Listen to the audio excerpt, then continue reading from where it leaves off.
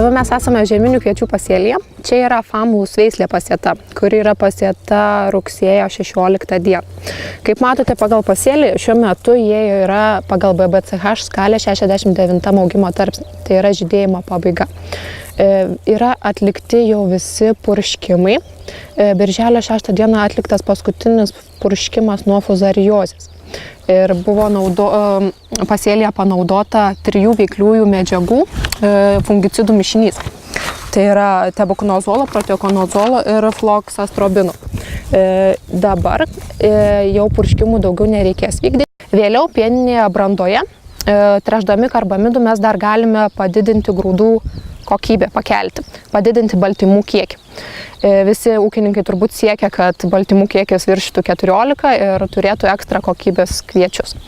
Dauguma ūkininkų labai bijo nudeginti vėliavinį lapą, nes karbamidų tręšimas dažnai tai padaro, tačiau reikėtų naudoti karbamido iki 20 kg.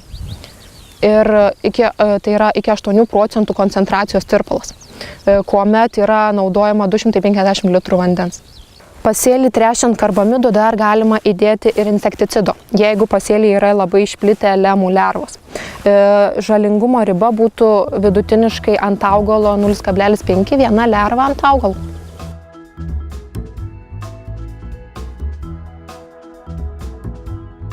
Dabar mes esame vasarinių miežių pasėlyje. Čia yra pasėta propino veislė. Tai yra salikliniai miežiai. Ir šiuo metu miežiai jau yra pasiekę 45 augimo tarpsnį. Paskutinio lapo lapamakštė yra sustorėjusi. Pasėlis yra patręštas šiemet pasirinkta tręšti vienanarėmis trąšomis. Tai yra kalio chloridas ir amofosas. Jo išbarstyta po 150 ir vieno ir kito išbarstyta po 150 kg. Šiemet ūkininkas atliko kai kurių laukų dirvožemio tyrimus. Ir dabar kitais metais planuos dar tikslesnį tręšimą vienanarėmis trąšomis, kas leis jam sutaupyti pinigų. Pasėlyje truputėlį pradeda plisti tinkliškoji dryžligė, tačiau jai yra nepalankios oro sąlygos. Ir dėl to žalingumo riba dar yra neperžengta, turėtų būti lietinga ir drėgna. Temperatūra turėtų būti apie 15-25 laipsnius, kad ši liga labiau išplistų. Miežiai prieš sėją buvo beicuoti. Beicu, kuris susideda iš 3 veikliųjų medžiagų. Ir viena veiklioji medžiaga, tai yra flopiramas, yra ypač efektyvus nuo dryžligių. Todėl ankstyvuose tarpsniuose šiame pasėlyje nebuvo pastebėta tinkliškosios dryžligės pažeidimų. Nes kartais būna, kad augalai tik tai pasiekia išdygę 3 lapelių tarpsnyje jau suserga tinkliškąją dryžligę. Taigi reikėtų pasirinkti tinkamą beicą ir vėliau, jeigu liga plinta pasėlyje, naudoti kitos veikliosios medžiagos fungicidus. Šiame stebimame pasėlyje matome, kad piktžolės yra sunaikintos, nors purškimas herbicidais truputėlį buvo ir suvėlintas dėl intensyvaus miežių augimo, tačiau jisai puikiai susitvarkė su augančiamis piktžolėmis. Šiuo metu pasėlyje randama daug pažeistų augalų, lemų lervų pažeistų augalų. Jie skeletuoja lapus. Lemai yra pavojingiausi tuomet, kada yra pažeidžiamas vėliavinis augalų lapas. Ir jų žalingumo yra riba 0,51 lemas ant augalo.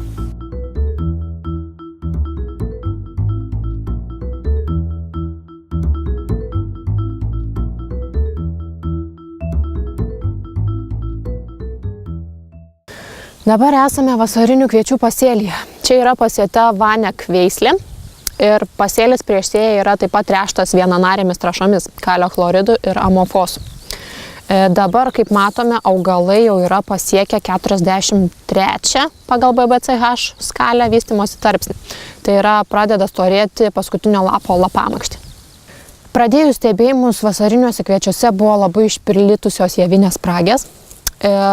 Miltligės pasėliuose nebuvo rasta, nes kviečiai buvo beicuoti Baitan trio beicu, kuris turi vieną veikliąją medžiagą, tai yra triadimenolį, kuris turi apsauginį poveikį nuo miltligės pradiniuose augalų augimo tarpsniuose. Šiuo metu miltligė yra išplitusi pasėlyje, tačiau dar yra neperžengusi žalingumo ribos. Šiandieną taip pat matysime suvedę duomenis į ICMIS programą, ar ši žalingumo riba nėra dar pasiekta. Paskutinis purškimas fungicidais turėtų būti atliekamas ant varpos. Jį rekomenduojama atlikti nuo varpų fuzariozės. Reikėtų pasirinkti fungicidą, kuris turi veikliosios medžiagos tebukonozolo arba metkonozolo. Dabar esame žirnių pasėlyje, tai yra pasėta Respect veislė. Sėklos norma buvo pasėta apie 280 kg. Tai yra 1,2 milijonai daigių sėklų į hektarą. Šiuo metu žirniai pradeda žydėti, tai yra maždaug apie 61 tarpsnis pagal BBCH skalę. Prieš sėją žirniai tręšti fosforo ir kalio trąšomis. Dažnai ūkininkai galvoja, kad žirnių tręšti beveik nereikia, tačiau jie labai klysta. Fosforas yra ypač svarbus žirniams, nes svarbus ne tik pačiam augalui, bet ir gumbeliniam bakterijom.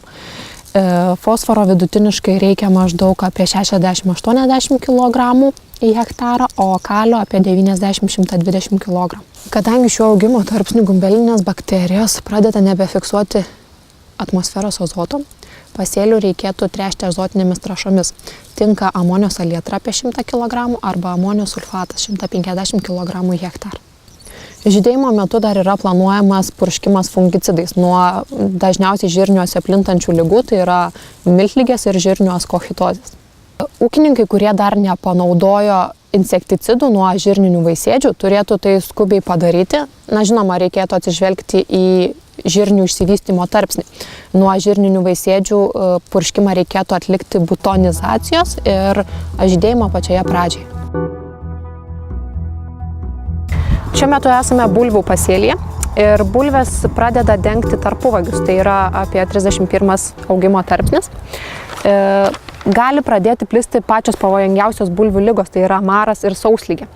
Šiom ligom kol kas nesusidarė palankios sąlygos, nes vyravo sausra, tačiau pradėjus lyti, kai santykinė oro drėgmė padidės, tuomet susidarys palankios sąlygos ir reikia stebėti, kad ši liga neperžengtų žalingumo ribos. Sausligė gali pradėti ypač intensyviai plisti laukuose, kuriuose bulvės yra pažeistos sausros.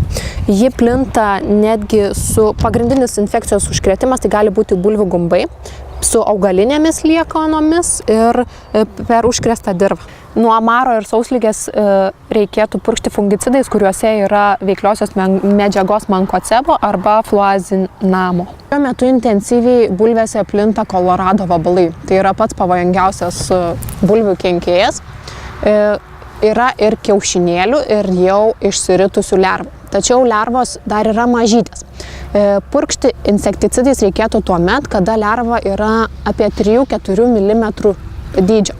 Tada jinai yra pažeidžiamiausia. Paimtus mėginius išanalizuosime kabinete, nustatysime lingų intensyvumą, pažeistų augalų kiekį ir visą informaciją suvesime į ICMIS sistemą.